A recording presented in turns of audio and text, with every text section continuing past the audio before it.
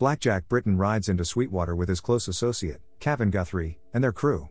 Blackjack notices Kevin's nephew, Sonny, flaunting his shooting skills to some kids and questions if he's cut out for the gang. Kevin tells his nephew to straighten up. Blackjack then leads his men to rob the bank. He orders the teller to open the safe, and when the teller refuses, Blackjack shoots one of his fingers, forcing him to obey. Sonny and a few others stand guard outside. Sonny spots a woman named Dolly Sloan, well known from dime novels, and asks her to autograph his copy just as a group of officers arrives in town. Blackjack gets wind of the arriving officers and rushes the heist, while their rooftop shooters get ready. A civilian attempts to shoot Blackjack but ends up dead, causing a ruckus that alerts the officers. Blackjack and his gang get into a heavy gunfight, during which Dolly is shot and dies in Sonny's arms. As they retreat, Blackjack's brother, Badger, is wounded, with only Sonny stopping to help. The gang escapes with their stolen money. Blackjack learns they lost 2 men along the way, but he brushes it off, reminding the group of the arduous journey ahead where some might not survive. Badger reassures Blackjack he can keep up, and Blackjack ominously promises that anyone who falters will meet him again in hell. Eventually, the group realizes they are being chased by a posse. Blackjack understands they can't pause, but Sonny insists that Badger needs rest due to his injury. Badger, however, assures them he can keep going, so they continue riding. As predicted, Badger starts to lag behind, and Sonny helps him. The next day, Badger's condition deteriorates, and he falls off his horse. Realizing he is near death, he asks his friends to end his suffering, but they refuse to waste bullets. As they leave, Badger advises Sonny to escape their life of crime, saying it's not like the dime novels he reads. He reaches for Sonny's gun, and despite never having killed anyone before, Sonny ends Badger's pain. Upon hearing the shot, Kevin praises his nephew's courage, but Sonny feels no pride. Out of nowhere, Sonny is shot in the leg, and the posse appears from the cliff. Seeing this, Blackjack's men flee quickly, but the posse catches up, triggering a gunfight. Amid their frantic retreat, a bullet hits the horse carrying their loot. Blackjack attempts to recover it, but with the posse closing in, Kevin warns him it's not worth the risk. After escaping, Blackjack feels disheartened as he watches his hard-earned loot go to waste. Later, the group finds themselves wandering through a sandstorm and follows a path leading them to a tunnel. Emerging from the other side, they are baffled to discover a lush paradise. As they navigate the peculiar place, they encounter a solitary Indian near a seemingly pointless gate. Eventually, they come across a small town.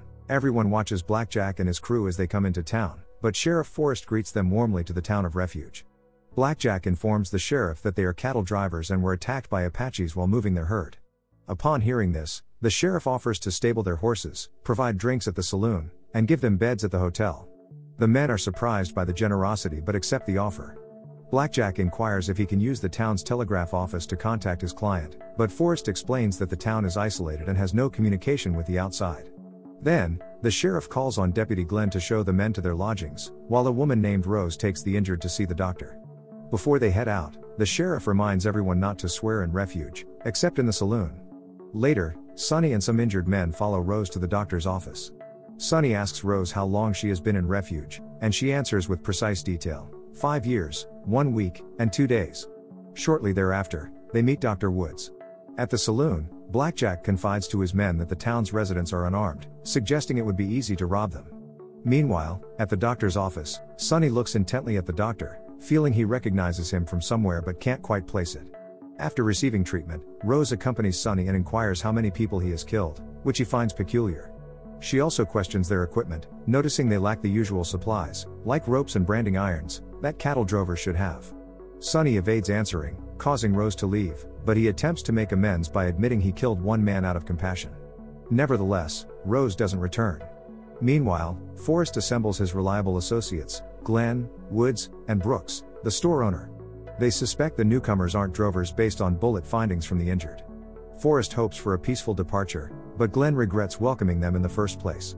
Sonny later meets Kevin in the saloon, where Kevin praises him for being a man. At that moment, Blackjack sees Woods and introduces himself as Jack Smith. He invites the doctor for drinks, but Woods politely declines and exits. Blackjack notes Woods looks familiar but dismisses it. That night, the bell rings, prompting the townsfolk, including the saloon owner, to rush to the church, leaving the saloon to Blackjack and his gang. They conclude the town's strong religious nature, leading Kevin to believe their task will be easy. Sonny, unaware, inquires, but Kevin tells him to mind his own business. After the service, Sonny informs Rose that the man he killed was left to die, claiming it was an act of mercy. He expresses his wish to make amends because he likes her, catching her attention. A drunken Cavan then sees them and chastises Sonny for monopolizing a woman's attention, proceeding to punch Sonny and threaten Rose. Forrest intervenes to help her, but Cavan pulls a gun. Instead, Sonny gets up and knocks Cavan, his uncle, out. Sonny asks if Cavan will be jailed, but Forrest replies they lack a jail.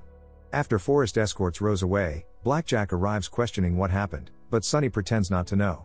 The next day, Forrest asks Sonny to inform Blackjack that he wants to have a word with him. Curious, Sonny inquires about how long Forrest has been the town's sheriff, and Forrest responds by saying it's been over a decade. After Forrest departs, Sonny opens his dime novel and realizes that the sheriff resembles Wild Bill Hickok, a renowned gunslinger. Later, Blackjack visits Forrest, who politely asks him to keep his men in line due to Cavan's behavior towards Rose the previous night. Blackjack retorts that Cavan was also knocked down, but Forrest clarifies that none of the townspeople did that. Forrest gently reminds him that the town has extended only hospitality to them, so they should at least behave in return. Blackjack responds that his men will follow his orders. Blackjack then questions why none of the townsfolk are armed, and Forrest explains that they haven't needed to be, but they have their own methods of dealing with issues. Meanwhile, Cavan and Sonny visit the store looking for ammunition. To distract the shopkeeper for Cavan, Sonny asks if they carry dime novels, to which Brooks replies that they only stock the classics. It's only then that Cavan notices Brooks looks like another infamous outlaw, Jesse James. Their conversation is cut short when Cavan drops a few items while hiding ammo in his coat. Cavan then hands out bullets to their men, but they notice Brooks talking to the sheriff, possibly realizing he was caught stealing. Frustrated with maintaining good behavior, Blackjack orders his men to take control of the town by force. Moments later, the men gallop their horses through the streets and hurl knives at the church doors. Forrest, witnessing this, requests Blackjack to intervene, but Blackjack and his men ignore the plea. Determined to halt the chaos, Forrest positions himself in front of the church doors to shield them from the knives. Despite this, the men persist until dark clouds loom overhead. As one man is about to throw another knife, he is struck by lightning and dies. Rain begins to fall, prompting everyone to disperse. Once the streets are empty, a mysterious gatekeeper retrieves the deceased man's body and takes it to the town's outskirts. Later that night, Sonny falls asleep outside the church, waiting for Rose. He awakens as a carriage arrives, and everyone from the church welcomes the new visitor, who turns out to be Dolly, much to Sonny's surprise. Before departing, the coachman gives Forrest a white rose, informing him he can come home on Sunday. Astonished, Forrest accepts the rose and smiles quietly. Confused, Sonny attempts to chase the carriage, but it vanishes. The following day, Sonny confronts Forrest and Dolly, adamant that Dolly died in his arms back in Sweetwater. However, Dolly denies this, claiming her name is Ivy. When Sonny continues to doubt, Rose advises him to let go. With a plan in mind, Sonny follows Woods and shouts, "Holiday, draw." This provokes Woods to turn swiftly as if reaching for a gun. Witnessing this reaction, Sonny becomes certain that Woods is Doc Holliday, the famous gunslinger and gambler. However, Woods insists that anyone would have instinctively turned like that if called out. Even so, Sonny firmly believes the town is a retirement spot for legendary outlaws, thinking Forrest is Wild Bill Hickok, Glenn is Billy the Kid, and Brooks is Jesse James.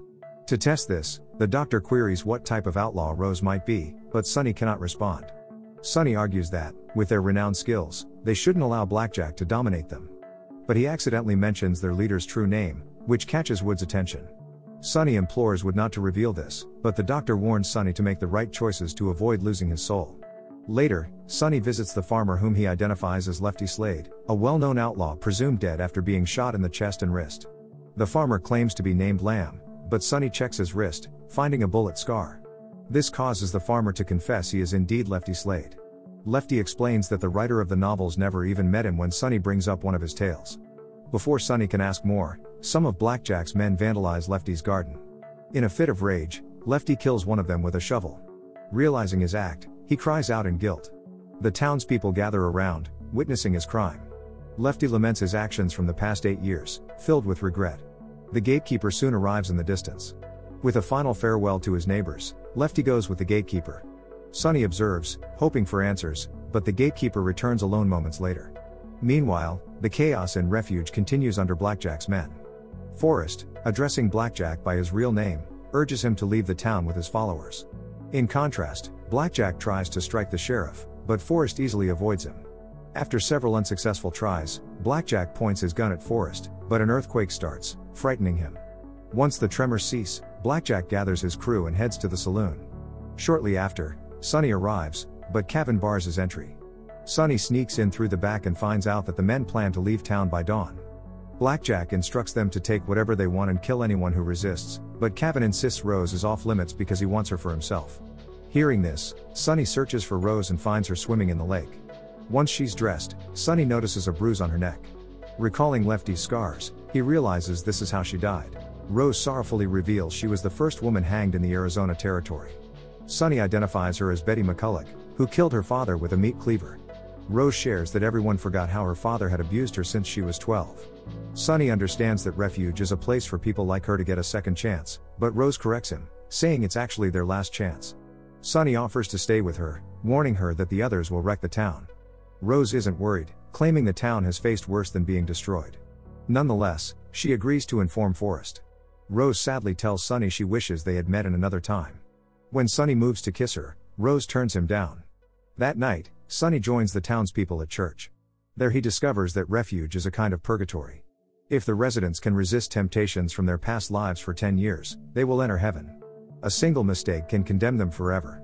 Forrest has less than a day before ascending to heaven, so he has been tolerating Blackjack and his men.